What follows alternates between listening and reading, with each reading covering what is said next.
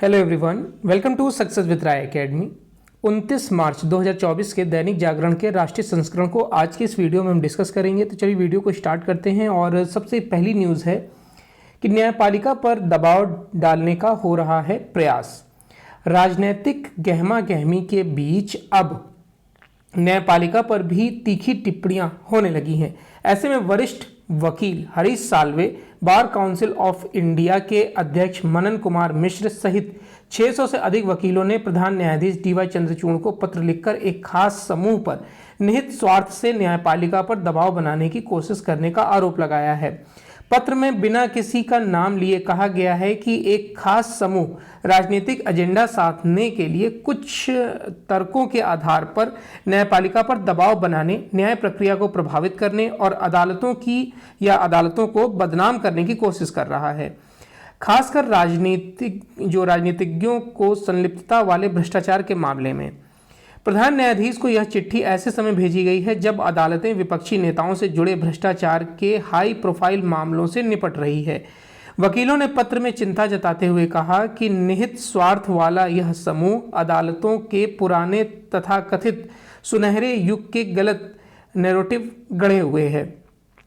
पत्र में आगे लिखा गया है कि ये लोग देश की अदालत की तुलना उन देशों से करने के स्तर पर चले गए हैं जहां कानून का कोई शासन नहीं है। यह समूह जिस फैसले से सहमत होता है उसकी सराहना करता है, लेकिन जिससे असहमत होता है उसे खारिज कर दिया जाता है, बदनाम किया जाता है। पत्र में आरोप है कि कुछ तत्व अपने मामलों में जजों को प्रभावित करने की कोशिश कर रहे हैं और उन पर विशेष तरीके से निर्णय देने का दबाव बनाने के लिए इंटरनेट मीडिया पर झूठ फैला रहे हैं। जरूरत पड़ी तो अग्निपथ में बदलाव संभव, राजनाथ सिंह। रक्षा मंत्री राजनाथ सिंह ने अग्निवीरों के सुरक्षित भविष्य का आश्वासन देते हुए कहा कि उनकी सरकार जरूरत पड़ने पर अग्निपथ भर्ती योजना में बदलाव के लिए तैयार है। उन्होंने भारतीय जमीन पर चीनी कब्जे के विपक्षी दावे पर कहा कि हमारे देश की सीमाएं एकदम सुरक्षित हैं। गुरुवार को एक टीवी चैनल के कार्यक्रम में उन्होंने कहा कि केंद्र सरकार यह सुनिश्चित करती है कि अग्निवीरों का भविष्य सुरक्षित रहे और उन्हें सैन्य बलों में आरक्षण मिले। उन्होंने अग्निपथ भर्ती योजना का बचाव करते हुए कहा कि सशस्त्र सैन्य बलों में युवावस्था आवश्यक है। मुझे लगता है कि युवा अधिक उत्साही होते हैं, वे अधिक तकनीकी प्रेमी भी हैं।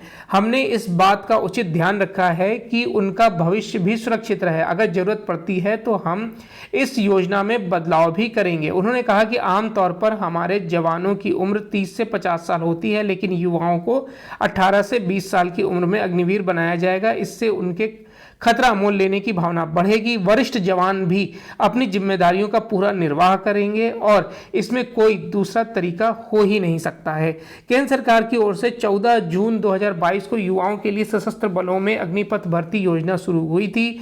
इस योजना में कॉन्ट्रैक्ट के तहत भर्ती युवाओं को 4 साल की अवधि के लिए अग्निवीर के रूप में मान्यता है। थल सेना, वायुसेना और नौसेना में भर्ती के लिए 6 माह के प्रशिक्षण के बाद उन्हें आमतौर पर अग्निवीर 3.5 सालों के लिए तैनात किए जाते हैं। अग्निवीरों की दूसरी जगह पर भर्ती में प्राथमिकता मिलेगी। इसके अलावा रक्षा मंत्री ने कहा कि हमें हमारी सेना और सुरक्षा अधिकारियों पर पूरा भरोसा होना चाहिए। 1 अप्रैल तक ईडी की रिमांड पर रहेंगे केजरीवाल। आबकारी घोटाले से जुड़े मनी लॉन्ड्रिंग मामले में आरोपित दिल्ली के मुख्यमंत्री अरविंद केजरीवाल का रिमांड राउज एवेन्यू की विशेष अदालत ने 4 दिन के लिए बढ़ा दिया है। उन्हें अब 1 अप्रैल को कोर्ट में पेश होना है। 6 दिन की रिमांड अवधि समाप्त होने पर ईडी ने गुरुवार को अरविंद केजरीवाल को कड़ी सुरक्षा के बीच विशेष न्यायाधीश कावेरी बावेजा के समक्ष पेश किया। ईडी ने 7 दिन रिमांड बढ़ाने की मांग करते हुए कहा कि केजरीवाल पूछताछ में सहयोग नहीं कर रहे हैं और पासवर्ड की जानकारी नहीं दे रहे हैं। इसके कारण डिजिटल डाटा का परीक्षण नहीं कर पा रहे हैं। ईडी ने कहा कि केजरीवाल का डिजिटल डाटा को सामना कराकर पूछताछ करनी है। ईडी की तरफ से वीडियो कॉन्फ्रेंसिंग के माध्यम से पेश हुए additional solicitor general SV Raju ने कहा कि केजरीवाल के मोबाइल फोन के साथ ही तलाशी के दौरान जब्त की गई 4 डिजिटल डिवाइस से डाटा निकालना है, क्योंकि केजरीवाल ने पासवर्ड नहीं दिया है। एएसजी ने कहा कि वह जानबूझकर सहयोग नहीं कर रहे हैं और हमें आईटीआर नहीं दे रहे हैं। विशेष न्यायाधीश कावेरी बावेजा ने कहा कि जांच एजेंसियों द्वारा रिमांड बढ़ाने के संबंध में उचित आधार बताया गया है। ऐसे में आरोपित का रिमांड 1 अप्रैल तक बढ़ाया जाता है। नेक्स्ट न्यूज़ है, चुनावी प्रक्रिया में बाहरी हस्तक्षेप स्वीकार्य नहीं। भारत ने अमेरिका से एक बार फिर स्पष्ट कहा है कि उसे यहाँ की चुनावी या न्यायिक प्रक्रिया में किसी तरह का हस्तक्षेप करने की जरूरत नहीं है। 2 दिन पहले अमेरिकी विदेश मंत्रालय ने दिल्ली के मुख्यमंत्री अरविंद केजरीवाल की गिरफ्तारी का मुद्दा उठाया था। इस पर भारतीय विदेश मंत्रालय ने अमेरिकी दूतावास के एक वरिष्ठ राजनयिक को तलब कर अपनी आपत्ति दर्ज कराई थी, लेकिन इसका अमेरिका पर कोई असर पड़ता नहीं दिख रहा है।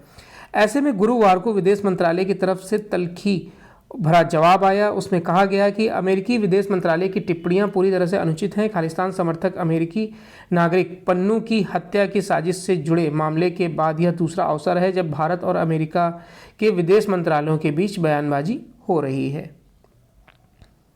बैलेट पेपर से चुनाव कराने के भूपेश बघेल के प्लान से आयोग सतर्क। छत्तीसगढ़ के पूर्व मुख्यमंत्री और कांग्रेस नेता भूपेश बघेल के इलेक्ट्रॉनिक वोटिंग मशीन के विरोध में नए प्लान से भले ही चुनावी प्रक्रिया से जुड़े लोग विचलित हैं, लेकिन ऐसा भी नहीं है कि चुनाव आयोग इसको लेकर हाथ पर हाथ धरे बैठा रहेगा। वह ऐसी चुनौतियों से निपटने के लिए लंबे समय से कार्य कर भी रहा है। यह बात अलग है कि आयोग ने अभी इसे लेकर अपने पत्ते नहीं खोले हैं, लेकिन जानकारों की माने तो ऐसी स्थिति में आयोग अधिकतम संख्या की 2 ईवीएम यूनिटों का भी इस्तेमाल कर सकता है। इसमें 24-24 बैलेट यूनिटों के 2 सेट लगेंगे। ऐसे में नोटा सहित 767 प्रत्याशियों को मैदान में उतारने पर भी ईवीएम के जरिए आसानी से चुनाव कराए जा सकते हैं। छत्तीसगढ़ के पूर्व मुख्यमंत्री भूपेश बघेल ने अधिक से अधिक संख्या में लोगों को नामांकन करने का सुझाव दिया ताकि आयोग के लिए परेशानी खड़ी हो जाए। अगर 384 से अधिक संख्या में उम्मीदवार हों तो 24 ईवीएम की 1 यूनिट से मतदान कराना संभव नहीं होगा, लेकिन ऐसा नहीं है कि आयोग के पास इसका तोड़ ना हो। मौजूदा समय में M3 श्रेणी की ईवीएम का इस्तेमाल होगा। इसमें एक बैलेट यूनिट में नोटों के साथ 16 प्रत्याशी शामिल हो सकेंगे। अब यूजीसी नेट से होगा पीएचडी में भी दाखिला, नए सत्र से होगी शुरुआत। पीएचडी में दाखिला की तैयारी में जुटे छात्रों के लिए बड़ी खुशखबरी है। उन्हें पीएचडी में दाखिले के लिए अब अलग अलग विश्वविद्यालयों के चक्कर नहीं लगाने होंगे, बल्कि उन्हें यूजीसी नेट यानी कि नेशनल एलिजिबिलिटी टेस्ट के जरिए पीएचडी में दाखिला मिलेगा। विश्वविद्यालय अनुदान आयोग ने शोध से जुड़ी गतिविधियों को एक प्लेटफॉर्म पर लाने की पहल के तहत यूजीसी नेट के जरिए पीएचडी में दाखिला देने का फैसला लिया है। इसका नोटिफिकेशन भी जारी कर दिया गया है, जो शैक्षणिक सत्र 2024-25 से देश के सभी विश्वविद्यालयों में प्रभावी होगा। यूजीसी नेट की जून में होने वाली परीक्षा से इसकी शुरुआत होगी। यूजीसी के अनुसार नई व्यवस्था के तहत यूजीसी नेट का परिणाम अब 3 कैटेगरी में घोषित किया जाएगा। पहली कैटेगरी JRF यानी कि जूनियर रिसर्च फेलोशिप के साथ पीएचडी में दाखिले व सहायक प्राध्यापक के लिए योग्य छात्रों की होगी। दूसरी कैटेगरी पीएचडी में दाखिले के साथ ही सहायक प्राध्यापक के लिए पात्र छात्रों की होगी। वहीं तीसरी कैटेगरी उन छात्रों की होगी जो सिर्फ पीएचडी में दाखिला लेने वाले छात्रों की होगी।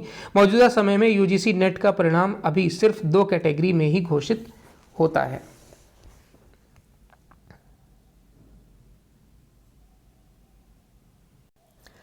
मनरेगा की मजदूरी में 4 से 10% की वृद्धि।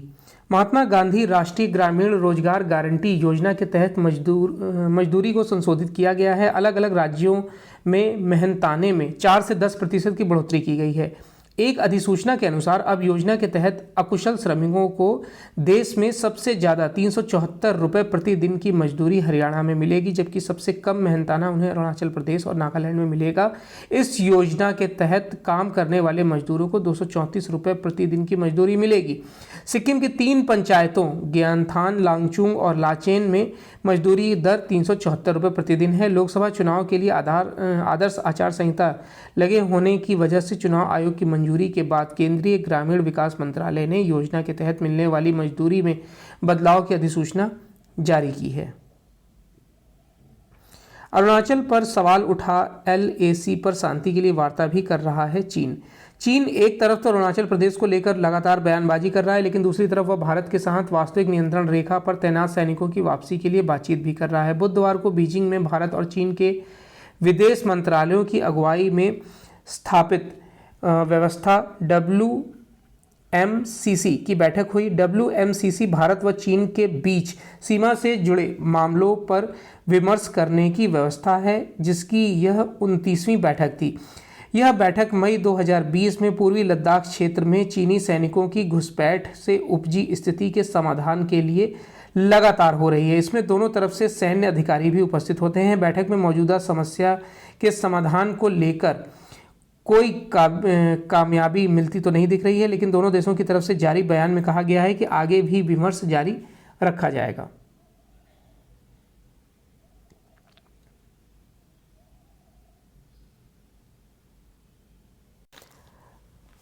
नेक्स्ट न्यूज़ है एडिटोरियल पेज से। एडिटोरियल पेज पर पहला आर्टिकल है कि हिंद महासागर में नई चुनौती। हिंद प्रशांत क्षेत्र के रणनीतिक अखाड़े में हिंद महासागर शक्ति को लेकर प्रतिस्पर्धा के अहम केंद्र के रूप में उभर रहा है और इसी पर यह आर्टिकल लिखा गया है ऑब्जर्वर रिसर्च फाउंडेशन के उपाध्यक्ष हर्षवी पंत द्वारा। हिंद महासागर स्थित मालदीव में नई सरकार गठित होने के बाद से ही उसकी भारत की तनातनी बढ़ने पर है। रसातल में जा रहे रिश्तों का संज्ञान लेते हुए मालदीव के पूर्व राष्ट्रपति मोहम्मद नशीद ने अपनी जनता की ओर से भारत से माफ़ी मांगी है। उन्होंने मालदीव के राष्ट्रपति मोहम्मद मुइज्जू के सामान्य कूटनीतिक शिष्टाचार के प्रतिकूल व्यवहार पर भारत की संयत प्रतिक्रिया को भी सराहा है। नशीद ने कहा कि जब मालदीव के राष्ट्रपति ने भारतीय सैन्य कर्मियों से देश छोड़ने को कहा था तो भारत ने किसी प्रकार की कोई दबंगई नहीं दिखाई और मामले पर संवाद की राह अपनाई। मुइज्जू का चुनाव प्रचार अभियान ही भारत विरोध पर केंद्रित था। सत्ता संभालने के बाद उन्होंने अपने पहले विदेश दौरे के लिए तुर्की को चुना, जबकि उनके पूर्ववर्ती अपने पहले विदेश दौरे पर भारत आते रहे हैं। दिसंबर में आयोजित कोलंबो सुरक्षा सम्मेलन में भी मालदीव अनुपस्थित रहा। मुइज्जू सरकार ने भारत के साथ हाइड्रोग्राफिक सर्वे के अनुबंध को भी आगे बढ़ाने से इनकार कर दिया है। एक ओर मुइज्जू के नेतृत्व में मालदीव भारत से किनारा कर रहा है तो दूसरी ओर वह चीन की नज़दीकियां बढ़ाने में लगा हुआ है। चीन की महत्वाकांक्षी बेल्ट एंड रोड इनिशिएटिव परियोजना की सराहना करते हुए मुइज्जू ने इसे मालदीव के इतिहास की सबसे उल्लेखनीय अवसंरचना परियोजना बताया है। जहां मुइज्जू को मालदीव में मौजूदा चुनिंदा भारतीय सैनिकों की वापसी को लेकर कुछ ज़्यादा ही जल्दबाजी थी, वहीं चीन के साथ सामरिक करार को लेकर भी वह बहुत हड़बड़ी में दिखे। चीन के साथ इस करार में तमाम बातें भले ही गुप्त रखी जा रही हों, लेकिन सामरिक मामलों में चीन की संदिग्ध मंशा किसी से छिपी नहीं हुई है। चीन के प्रति मालदीव का जो हालिया झुकाव भारत के नज़रिए से तो वैसे उसका अंदरूनी मामला है, लेकिन उसके लिए इसमें चिंता की कड़ी सामरिक रूप से महत्वपूर्ण है कि हिंद महासागर में चीन की निरंतर बढ़ती पैठ से जुड़ा हुआ है। पारंपरिक रूप से मालदीव की विदेश नीति भारत और चीन को लेकर संतुलन साधने की रही है, मगर मुइज्जू सरकार में बीजिंग की नज़र इस महत्वपूर्ण सामुद्रिक क्षेत्र में अपनी भूमिका बढ़ाने पर केंद्रित है। हिंद प्रशांत में उभरे रणनीतिक अखाड़े में हिंद महासागर शक्ति को लेकर प्रतिस्पर्धा के अहम केंद्र के रूप में उभरा है। और अगर आगे बात करें तो प्रधानमंत्री नरेंद्र मोदी ने 2015 में हिंद महासागर क्षेत्र में सामुद्रिक सहयोग के भारतीय आह्वान को security and growth for all in the region नाम भी दिया है। इस संकल्पना के मूल में समूचे हिंद महासागर क्षेत्र में सामुद्रिक सहयोग तंत्र, आर्थिक एकीकरण और सतत विकास जैसे लक्ष्य थे, जिन्हें साझा हितों एवं दायित्वों के मूर्त रूप पर दिया गया है और उसी निजी हितों पर सामूहिक बढ़ोतरी को प्राथमिकता दी गई है। नेक्स्ट आर्टिकल है सहकारिता क्षेत्र को मिला खुला आसमान।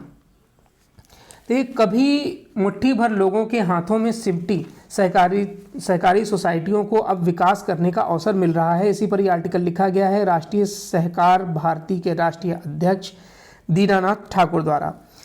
एक दूसरे का हाथ थामकर आगे बढ़ने वाली सहकारिता के लिए यह दौर किसी क्रांति से कम नहीं है। सहकारिता क्षेत्र में विश्वास और समर्पण का जो संकट पैदा हुआ था, आज उसका काफ़ी कुछ निवारण होने लगा है। यह संभव हुआ है सहकारिता क्षेत्र में बहुप्रतीक्षित कानूनी सुधार और आधुनिक तकनीक के उपयोग से।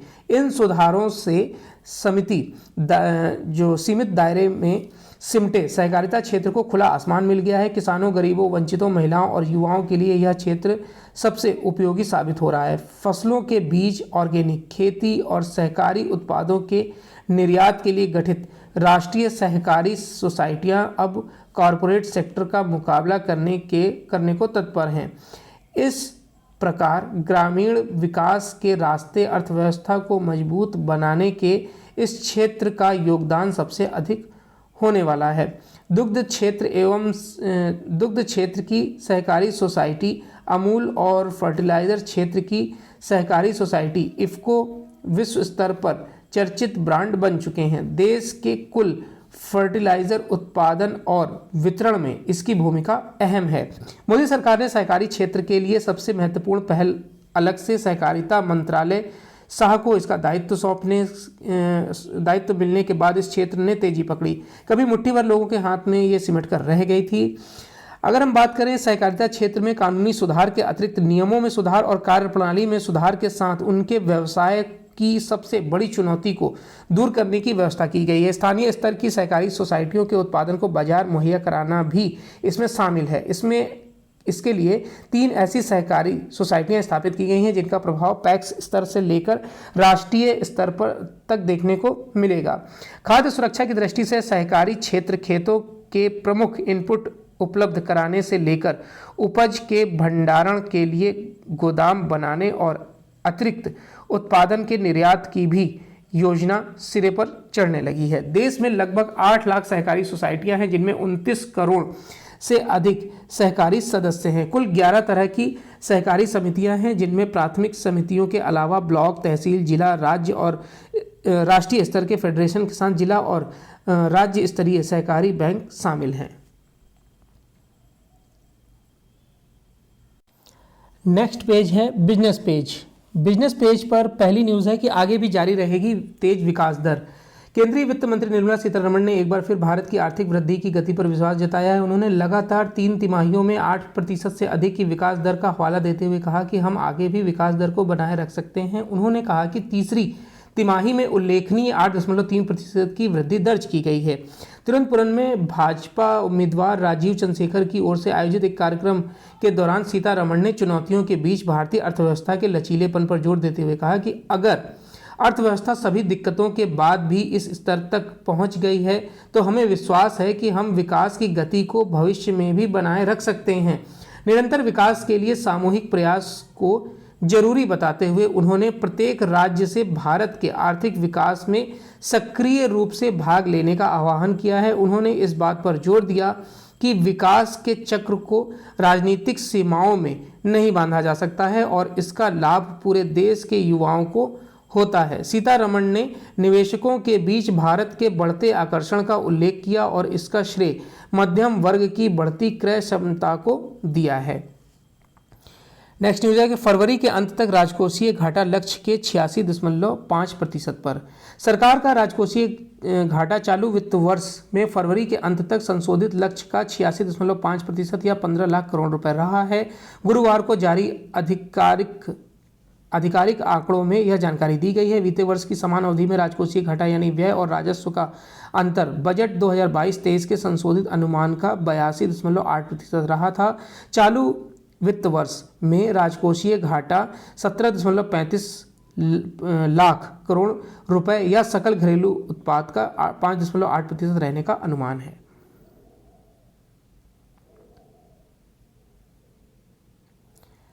बाकी तो शेयर मार्केट की न्यूज़ है, इसको स्किप करेंगे और अब आते हैं इंटरनेशनल पेज पर। पाक ने विदेश मंत्री डार के भारत संग व्यापार वाले बयान से पल्ला झाड़ा। पाकिस्तान ने साफ किया है कि भारत के साथ व्यापार संबंध पर फिर से कायम करने की फिलहाल कोई योजना नहीं है। पाकिस्तान ने 2019 में जम्मू कश्मीर से अनुच्छेद 370 हटने के भारत सरकार के फैसले के बाद व्यापार संबंध तोड़ने की घोषणा की थी। पाकिस्तान के विदेश मंत्रालय की ओर से यह सफाई उस चर्चा के बाद आई जो विदेश मंत्री इशाक डार के भारत के साथ व्यापार संबंधों पर लंदन में दिए बयान के बाद शुरू हुई थी। उक्त बयान में डार ने कहा था कि भारत के साथ व्यापार संबंध फिर से कायम करने के बारे में पाकिस्तान गंभीरता से विचार कर रहा है।